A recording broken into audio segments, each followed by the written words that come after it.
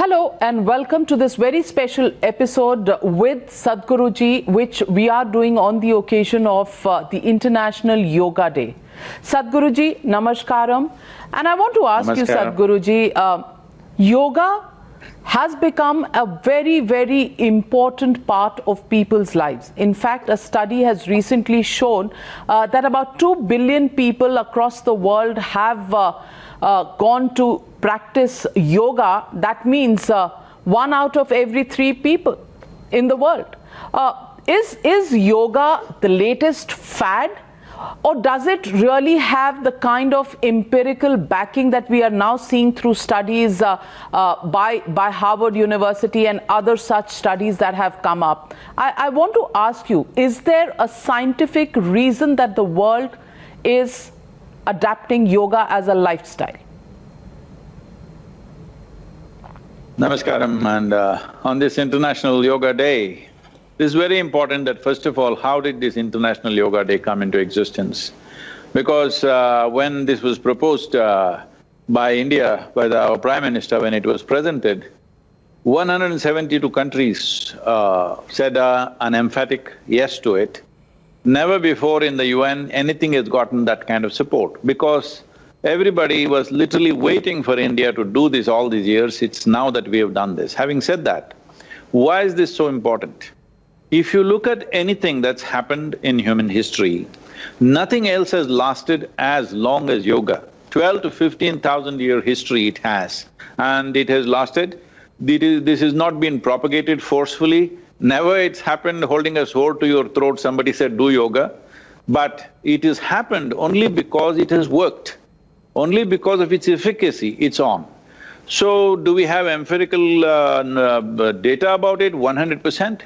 But empirical data, as you know it, as it is being collected in today's scientific jargon and the university levels, is only, let's say, 30 to 40 years or 50 years old. But we have enough experiential data in this country that we know it works. 100% it works, millions and millions of people have benefited from this, no doubt. So having said that, today, the two things that everybody is worried about is, one thing is a virus. Staying alive physically is one big challenge right now. And the next thing is, because people are in lower levels of activity, they are cooped up in their homes because of the lockdown, it is an established factor that when the necessary physical activity is not there, there is a decreased level of BDNF, or the brain-derived neurotropic factors. When that happens, this will bring anxiety, depression, Alzheimer's, decrease in emotional exhaustion, burnouts, all these things happen. This is an established understanding in the medical science. But now, with the yogic practices, with the inner engineering practices, we have established that University of Indiana, professors from Harvard University, Rutgers and Florida University have done a comprehensive study where they're showing that the BDNF levels are 3-fold higher than a normal person, or it increases 3-fold within 90 days of practice. So 100% people are out of their depressive modes and other anxiety situations and all this, 100% they're out. There is now blood markers clearly showing this. This is not just sociological studies. These are actually very intrusive blood markers being studied, and we are clearly seeing this, and even genetic dispositions are changing by the yogic practice within 90 days period. Sadhguru ji, I don't mean to joke about this, but in recent research by a group of scientists, including professors from Harvard and Rutgers, they've mentioned there that there are really high number of anandamide released after yogic practices. Many people are questioning, isn't this the same thing that creates intoxication? So is yoga a substitute for a Friday evening or a Saturday evening drink? No, this is those people who are not in yoga, they're using Saturday evening as a substitute. You're putting it the other way around. See, look at my eyes, I'm always stoned 24 hours. They are getting stoned only on the weekend. Tell me which is better. So one is, there is what is called as endocannabinoids that is produced in our body. There are cannabis receptors in our brain and right through the body. We have receptors. Why are they there? Because it's expecting that you produce this endocannabinoids. When you produce this, everything is at ease, your experience of life, both physically and mentally, is very pleasant. When your experience of life is pleasant, you naturally function at a higher level of efficiency and capability. Human potential is fully realized simply because you are not an issue in your life. There are 1,000 issues to handle in our lives outside, but you should not be issue. If you yourself, your own thought and emotion is one big issue, right now people are going about as if it's your right to have a mental problem. They're saying it's our right. Oh, why are you saying it can go away? It cannot go away. Human beings have to live with this. Why? Because if people think their diagnosis is the nature of being human, I'm very sorry for that. The important thing is, a human being is capable of having mastery over his or her system much more than any other creature on this planet. So yoga is the science which explores this dimension. And tell me, if you were also… when we talk about this, we talk about 3 dimensions. One is intoxication. I'm putting that in the front, but it's actually the last one. Intoxication, intensity of our energy and our experience, intensity of our senses, and stillness within ourselves. These 3 dimensions, if they are on every moment of your life, you are never the issue in the world. Within yourself, you are never the issue. There are outside situations that need to be handled, we will do it to the best of our ability. You tell me, Navika, you're doing whatever work you're doing right now, it's demanding in these times, this work that you're doing. Tell me, can you do this better when you're feeling wonderful or when you're feeling stressed and depressed? Obviously, if one is feeling better, one performs to an optimum capacity at that time. So if you are generating your own endocannabinoids, you will be feeling wonderful every moment of your life. Your mood is at your best level, you're joyful, you're blissful. When you're like this, you will function at your best. This is something that needs to happen. Well, you said 2 billion people, I'm terribly disappointed with that because this was my mission when at the age of 25, when things exploded within me and I was dripping ecstasy, I thought, what is the problem? On that day, the population was 5.6 billion people. I thought in 2.5 years' time, I will make everybody blissful. But here I am, nearly 40 years after that.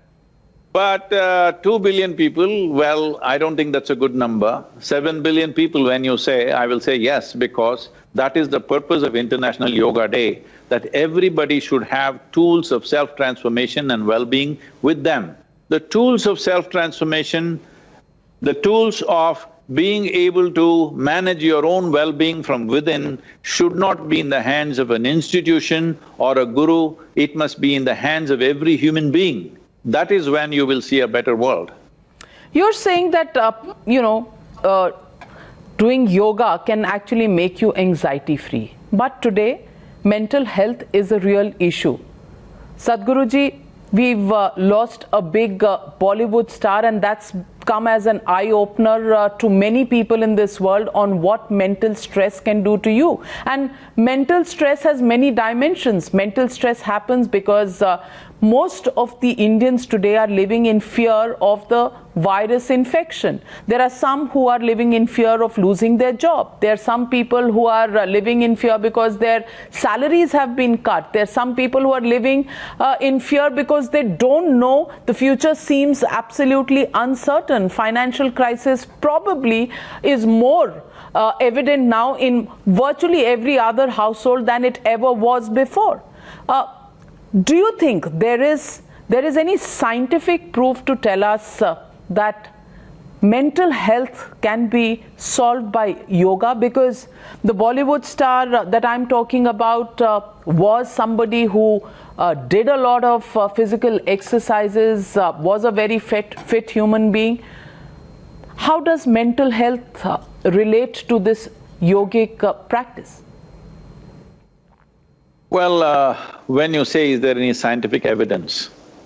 What scientific evidence means is that there are certain markers on the level of our physiological level, which is usually the blood markers. There are certain genome markers.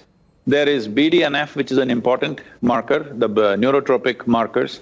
All these clearly show you can not only prevent these psychological ailments by doing the right practices, but you can come out of it also if you do it the right way. Only problem is when somebody is in a state of mental depression or other things, getting them to do the practice is a huge challenge. It's a very big challenge.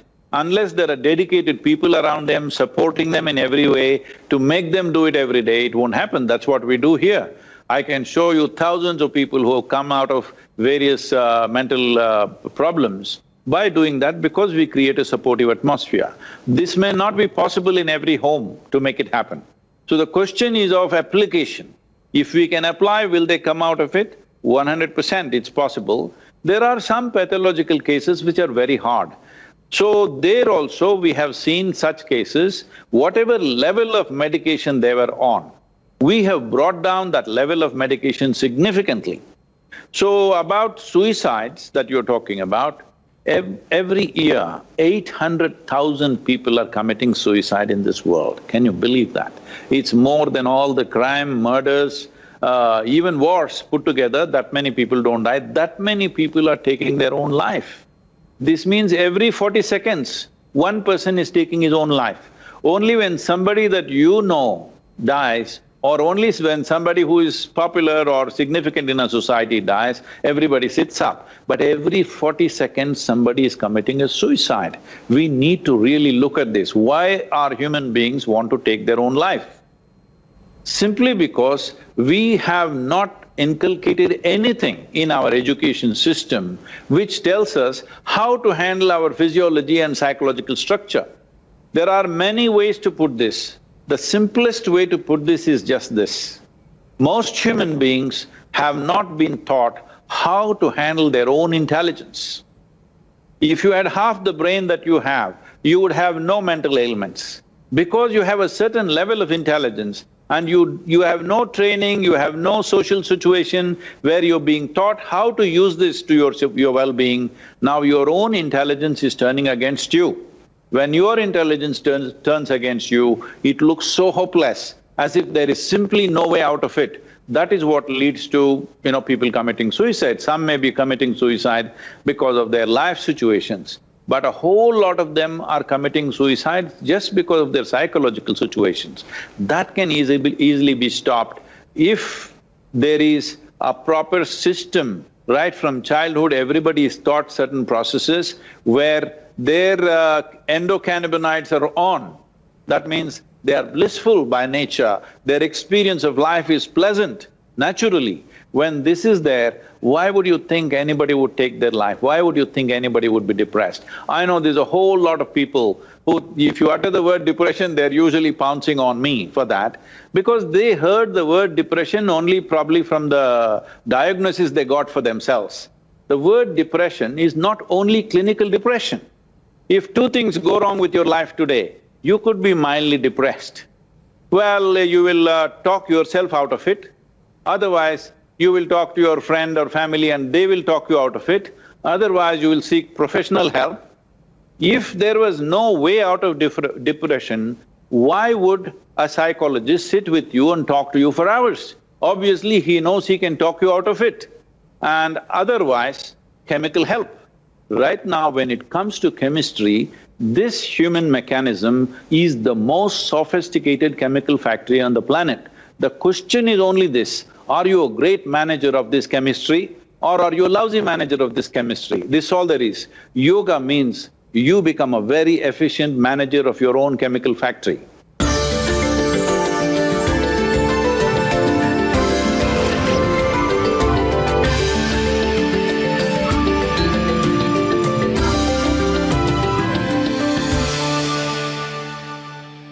Sadhguruji, the Harvard study also shows a 50% reduction is perceived in stress if this chemistry itself changes. So I want to ask you, what comes first, the emotion of depression or the chemistry changes?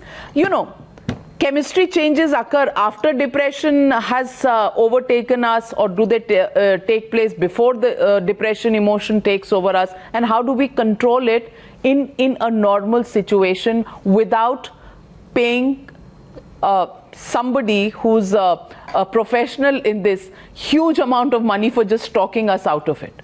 See, I think a whole lot of people, majority of the people, at one time or the other, they will start getting depressed because of some life situation. But within a few hours, they will talk themselves out of it. Either, some kind of inspiration they will use, either their love for somebody or love for the nation or love for something else, and work themselves out of it. Whatever matters to them in their life, they will use that to come out of it. But whether the emotion comes first or the chemistry comes first, well, this is yes and no both ways, because for some people, they have naturally come with a little volatile chemistry. If I say something now, I must be very careful because people will again perceive this as something against women and things like that. Women have always a little more volatile chemistry simply because their physiology has a larger responsibility of bearing a child. Because of this, there are more fluctuating things happening in her body than compared to a man's body. So, the chances of chemistry causing emotion is very much more possible, not that it's not possible in a man, it is very much possible in a man also, but it is more tilted towards women. But thought or emotion causing chemical disturbances is more so in the male. If you really look at it in terms of gender, this is chemistry disturbing emotion and thought is more in the woman. Thought, because a man always thinks he's intelligent, this is a big problem. So, he will work himself into a place where his chemistry gets messed up. But a woman's chemistry is more volatile because to facilitate a childbirth, see, we are just thinking childbirth means, oh, it just happens. It is not a small thing, it is like a whole new creation happening, all right? So, the fluidity of our chemistry, sometimes when it doesn't function well, this fluid chemistry can easily throw emotional situations off. Many women, pre-childbirth or especially post-childbirth, they experience like they get depressed, they get hysterical, but naturally they will settle in a few months or so. They don't usually go for medication in this country. Now, they will create a protective atmosphere for that lady and she will come out of it. So, this is about chemistry causing emotional disturbance. But emotional stress or even the thought process going in a certain way can very easily disturb the chemistry because they're not too far away. One will reflect in the other very quickly. Well, Sadhguruji, I completely understand what you're saying, and I'm not one of those feminists who will question this because I've gone through childbirth, and I think what you say is very, very real. But I also want to ask you that the reasons are only increasing in the times that we live in. There are reasons due to the kind of pressures we feel because of the COVID virus situation. But there are also reasons that are extraneous, reasons we have no control over.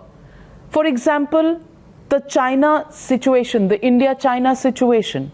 I want to ask you, Sadhguruji, this country has been a country that has wished and prayed for peace from times immemorial. Yet this country has been ravaged by wars again from times immemorial. Today, when we stand at one such cusp, how do people really think about the uncertainty that is currently prevailing? There is anger which is directed towards a country. There is a whole lot of heightened emotion from people in the country. How do you think we have to manage this, and how do you think we need to look at this entire issue of China? This is not only about China. First of all, let's understand this. What we call a nation. Well, we like to say India is a cultural entity, this, that, everything. Yes, it's all true on one level. But essentially a nation is a piece of geography. So except on the oceans, except in the oceans, none of our other borders are properly defined. East, west, north, nowhere is it properly defined.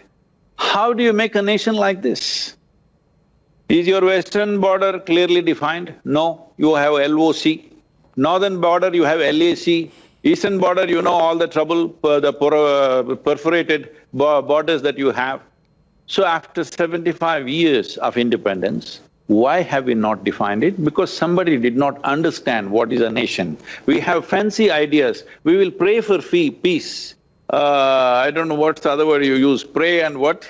We wish and pray for peace. Peace will not come that way. We must do the right things so that the ambiguity is reduced and the reason for any kind of confrontation is reduced. And then once that is done, peace must be enforced. This is the way the world works. Peace within myself I can achieve in a different way, but I would say that is also enforced. I am peaceful and joyful because I enforce it. Otherwise, if I look at the outside situations, I can also get depressed. I have decided such things don't happen to me, I enforce it in myself that I will never be disturbed, I will never be unhappy, I will be peaceful and joyful. This is an enforcement within myself. The same thing is needed as a nation, we must enforce peace. Whether it is at the border or on the streets of our nation, we have to enforce peace. And but you said enforcing peace somebody has failed to do it over the last 75 years. Somebody means who? Enforcing peace is extremely difficult when there is ambiguity about what is our nation, what is not our nation. Who are putting our army out there every day, losing men, either in the west or now in the north, constantly, because there is so much ambiguity. Because we did not understand what it means to be a nation, that we have to secure what is the boundary. Whether we lost something, gained something, that's not the important thing. The important thing is there should be no endless ambiguity about what is our nation, what is not, because at any time somebody can rake up a problem. Right now, we need to understand this. See, our problems are in the west, now in the north. Even with a small nation which is so much a part of our culture and absolutely like one nation it is, though it is a politically separate nation, even there we are having problems. Simply because we have not clearly defined our boundaries. The earlier you do it, the better it is. Now after 75 years, nobody is willing to listen to you. You should have done it the moment you get independence. Within the first 2-3 years, you must define your boundaries. This is very, very important. Someone did not understand this. This is a serious flaw. But this is the reality. Now at least we should strive to somehow define the boundaries of this nation so that every day we don't have to kill young people on our borders. Well, there is a political controversy, a political slugfest that is on. But when you say someone should have done it in the first 3 years of independence, I think the world and the country will understand what you mean by those words.